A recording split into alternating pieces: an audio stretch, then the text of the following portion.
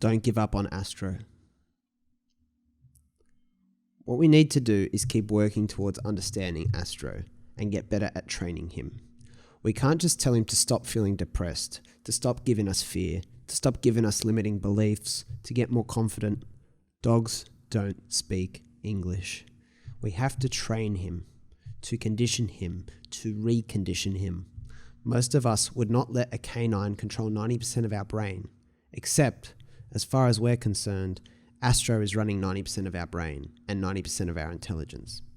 We need to give him food and treats when he does something we want him to do more of. We can't leave him inside all day while we work. Sometimes he'll get so restless that his barking will distract us, so we'll need to take him for a walk. If you mistreat Astro, his life will be miserable, therefore your life will be miserable.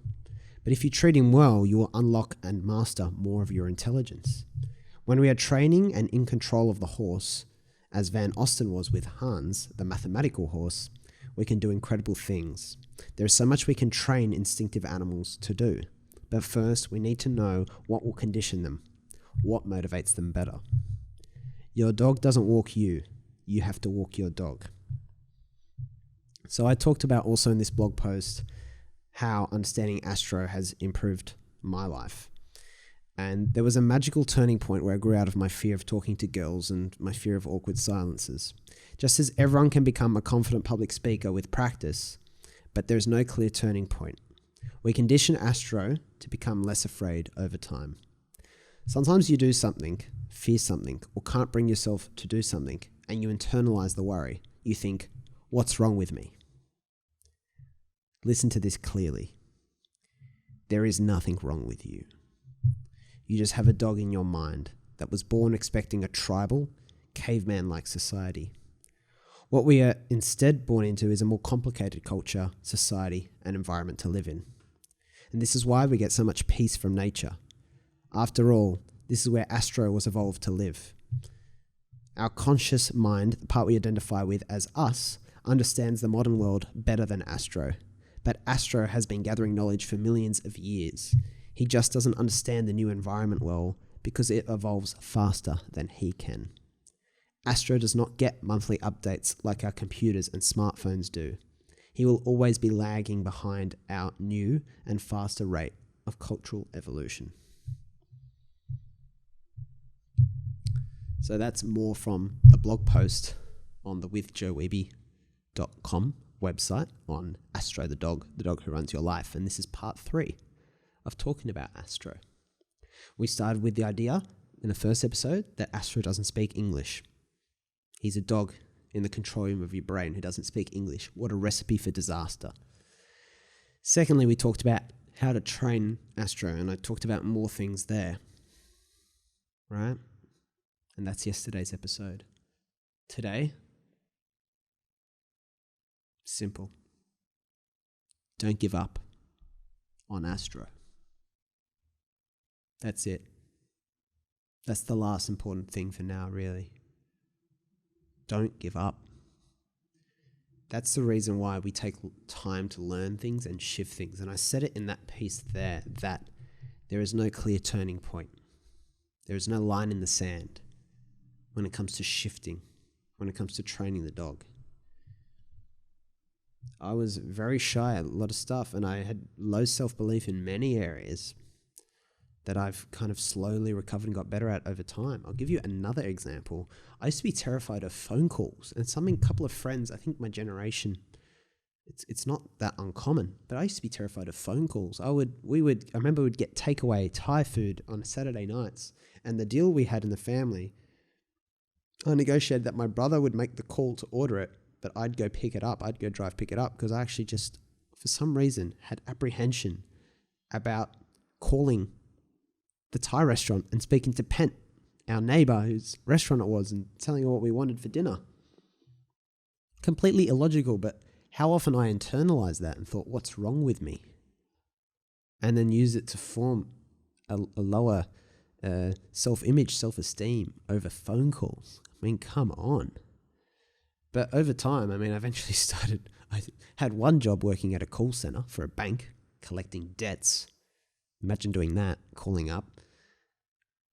getting lots of angry people on the other end of the phone. And then I, obviously real estate, which I'm still involved in, and that's a lot of phone calls involved. So I've gotten used to it, but then because I was just forced to get used to it in less intimidating ways, I now, very comfortable on a phone call, thankfully, because there's no reason not to be. But then it's also really interesting because that's an important method of communication these days when we're very text-based, where so much communication is actually lost. So I'm very grateful, but it's just been this shift over time. And that's a very simple, seemingly trivial example, but it has massive implications because now some of the best conversations I have are just 2-hour, 3-hour phone calls with friends. Ridiculous. So that's a very trivial example in the context of a lot of the things Astro limits people on. Ways of attaching to other people in relationships is another. Thinking you can do it, a business or a project or writing something, or that you can be friends, or that you're enough of a person on your own. There's so many things that Astro holds us back from because he has no idea what's going on. He does not appropriately fit this world we live in. And that's the one thing I want to say to you, is that I've seen things in myself and in other people gradually shift over time. I do believe we are quite malleable as people in a lot of these traits. The more ingrained and intense they are, maybe the longer they take to relax. So the more patience an individual does require.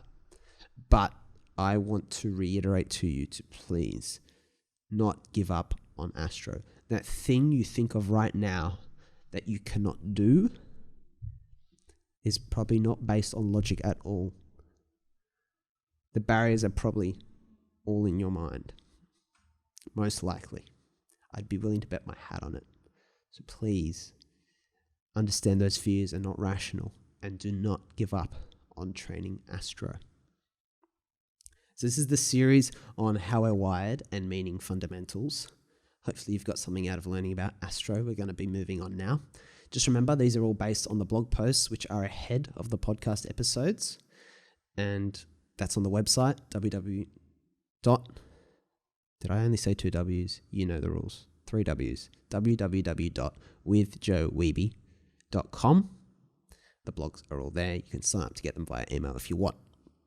These all come in a particular order, which you can go back to the first episode if you've just joined us and get these all in the order they were intended.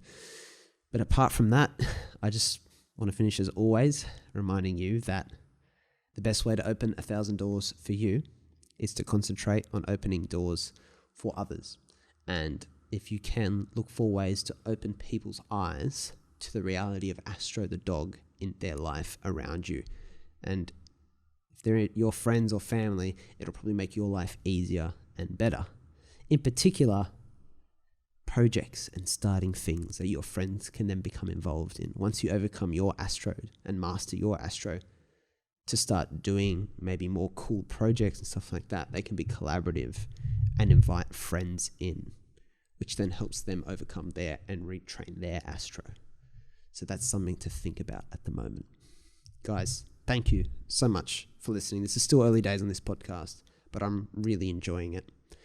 And I hope to be with you for a long time, but starting with tomorrow, the pleasure treadmill.